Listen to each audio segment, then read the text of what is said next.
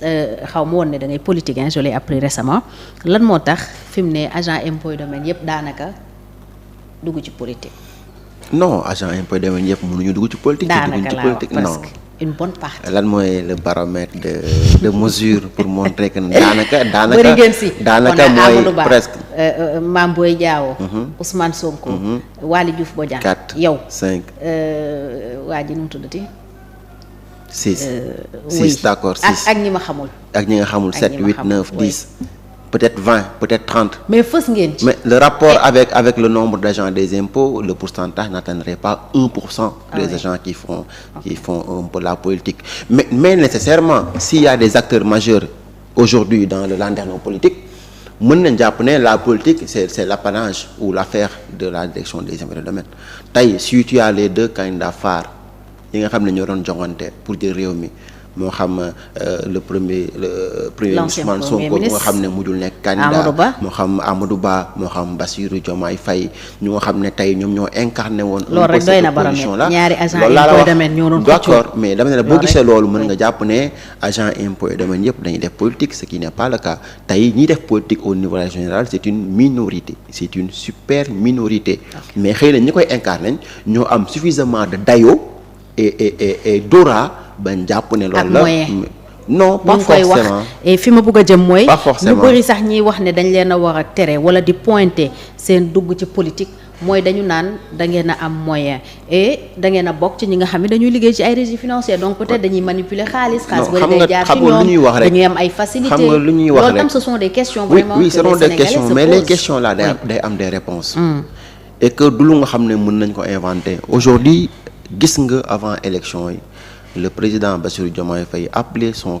adversaire monsieur Amadou Ba pour que mu def déclaration de patrimoine am parce que moom da koy def déclaration de patrimoine am te bi mu ko waxee le surlendemain je pense que publié na sa déclaration de patrimoine mais boo gisee la déclaration de patrimoine du président Bassirou Diomaye Faye est-ce que mën nga wax ne aujourd'hui les agents des impôts ont des moyens non les gens des impôts ont de quoi survivre. Non, en fait, nous ne sommes pas nous sommes, comme dit certains, nous ne sommes pas les parents pauvres de l'administration sénégalaise en termes de rémunération. Ça, c'est vrai. Mais amul corps bu amul avantage non amul corps bu amul avantage.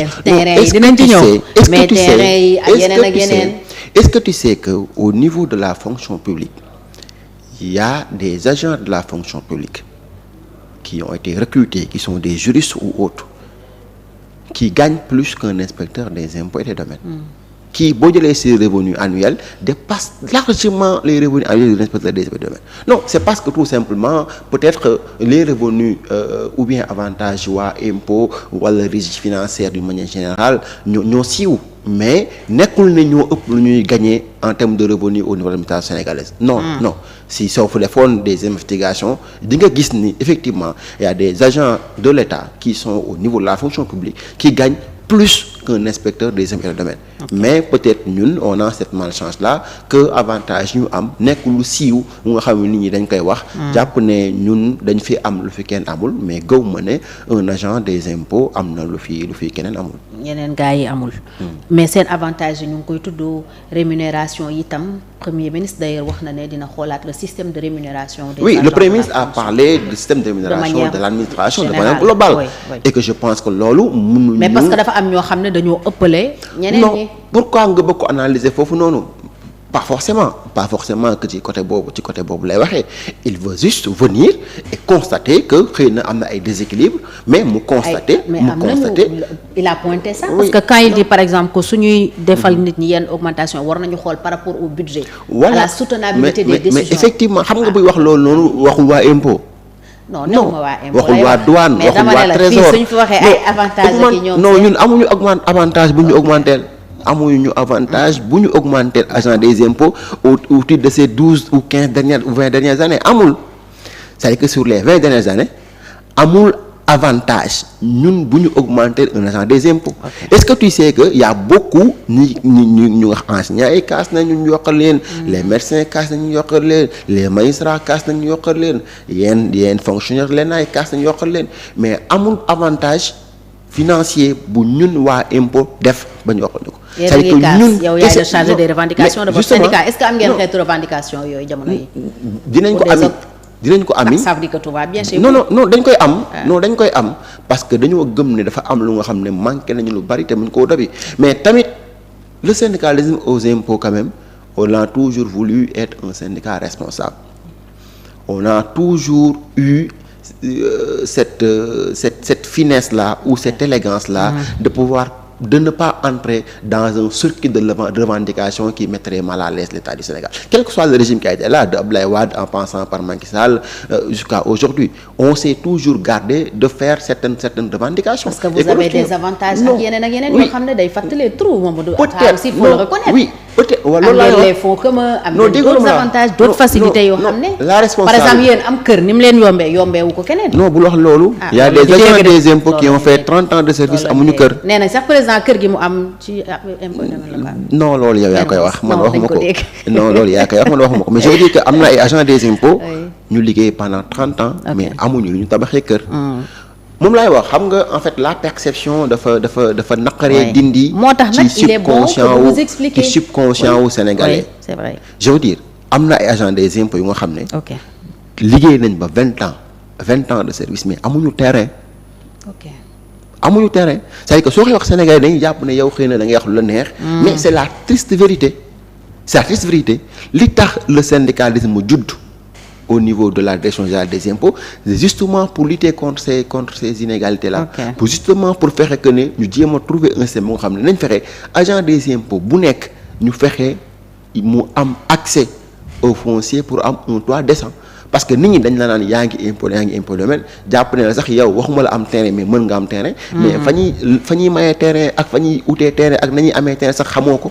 parce que liggéeyoo ci parce que jegewoo ci parce que amoo capacité bi moo tax un syndicat judd pour fexe kat bu amee ay terrain à tout autre comme tout sénégalais mu am droit am accès à un toit décent am accès au logement ñu fexe agent des impôts ñu xeex pour que au moins ñoom ñu am ay terrain yu xam ne ci mën tabax seen kër dëkk mais budul loolu di nga gis agent des impôts nga xam ne du am lu mu jëndee lu mu prétendre jëndal boppam terrain tabax ko parce que on n'a pas suffisamment de revenus pour pouvoir faire ça. Mais par exemple tey bu ñuy déclassifier ay zone Guédiawaye bi Niayes bi kii nekkoon. filao yi les filao de Guédiawaye nee nañu amoon ngeen fa wàll bu rëy. Non donc yooyu non c'est pas vrai. amu leen fa dara. C'est pas vrai si on déclasse plus de 152 hectares on déclasse 52 hectares sur une bande des filao qui part presque de rond-point Gadaye jusqu'à Malibou ou à Montefes sur 52 hectares on donne à un syndicat 3 hectares. Tu penses que syndicat boobu noonu moo jël suufu tu fais le rapport entre 152 et 3 non je veux dire non dama lay wax. te am na ñeneen ñoo xam ne amuñu ci. non dama ne la boo nee waa impôt ñoo jël suuf si. dama la naan am nañ ci. non mais ay sénégalais ñoo ci am. c'est que un agent des impôts et des domaines xam nga son rôle dans la gestion et des procédures foncières est-ce que xam nga ko. est-ce que xam nga du bout en bout lan la nekk di liggéey ba loolu mën a sotti. mais jàpp nga ne on peut donner un magistrat on peut donner un militaire civil on peut donner à des agents des collectivités territoriales on peut donner à des enseignants on peut donner à des marabouts on peut donner mais waruñu jox un agent des impôts. bàyyi leen yéen ñuy lijjanti yëf yi. mais est-ce que am na logique amul logique.